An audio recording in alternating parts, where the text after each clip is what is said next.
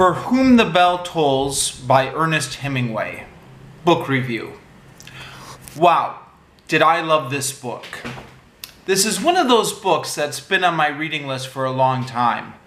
I've been meaning to read it for years, largely because I knew this book was about the Spanish Civil War. And as a history geek and somebody who is interested in kind of anarchist history and radical history, I've always been interested in the Spanish Civil War. I've been putting this book off for years because I had a bad experience with Ernest Hemingway in high school. We had to read A Farewell to Arms. I found it a bit tiresome and boring and difficult. And that's largely been my only Hemingway experience since. But I decided to try this as a book, and I really liked it. So I don't know, either this book is much better than the other Hemingway books I've read, or, maybe I've just matured as a reader since high school. Maybe now I can handle it. Anyways, the story takes place in the mountains, behind the fascist lines among the guerrilla fighters. Robert Jordan is an American volunteer who has been sent to dynamite a bridge deep in fascist territory. Pablo, the leader of the guerrillas, is opposed to the mission because he views it as an unnecessary risk. The debate about whether or not to destroy the bridge takes up most of the book. In a way, it reminds me of those George Romero zombie movies. There's a whole army of zombies outside the house, but instead of fighting the zombies, the humans spend all their time arguing with each other.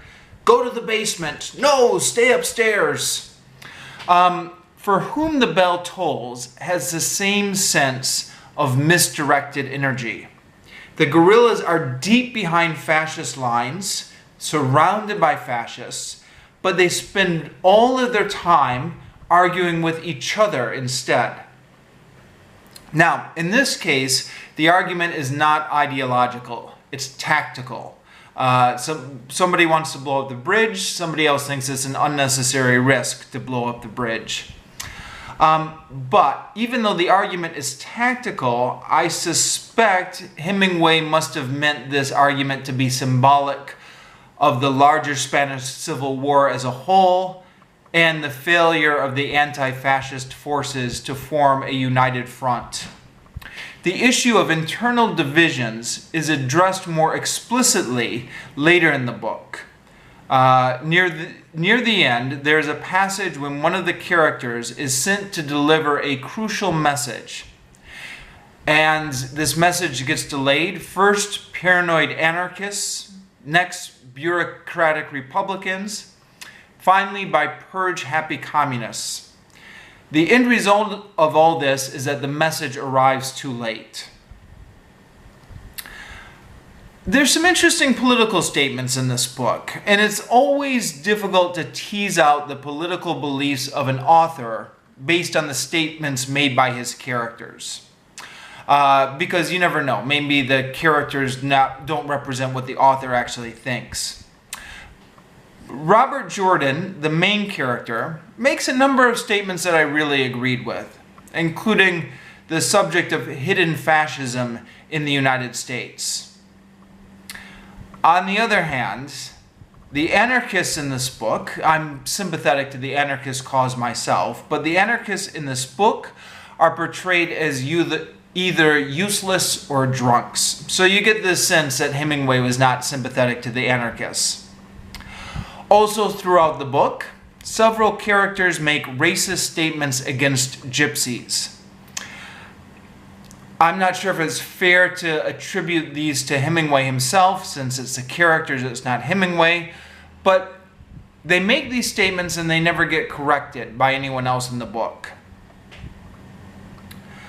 But the politics aside, the story is amazing. I also think Hemingway has a real skill for writing conversation. He doesn't necessarily write the way people talk. In fact, much of the dialogue is actually stilted. It's not like people actually sound. but he does have a sense for the natural flow conversations will take, the give and take between people. Also, in the sections where we get a glimpse into what the characters are thinking, I thought the mental thought processes of the characters were very well described. The book is not necessarily an anti-war book, at least not in the tradition of something like All Quiet on the Western Front. The characters believe in the cause they are fighting for. But Hemingway makes a real effort to show the costs and misery of the war. And the fascist soldiers are not mindless robots to be killed like they would be killed in an Indiana Jones movie. You kind of see the human side of both sides of the war. The subject of suicide is prevalent as well, which is interesting enough given how we know Hemingway ended his life. It's interesting to see what some of his thoughts on the subject are. Oh, and lest I forget, the book is also a love story. I haven't even mentioned that yet, and that's like one of the main points of the book, is like this big romantic love story. I guess the love parts didn't stick with me that much. I enjoyed them for what they were, but I took more interest in the other themes of the book. I guess there's just no hope for me as a romantic.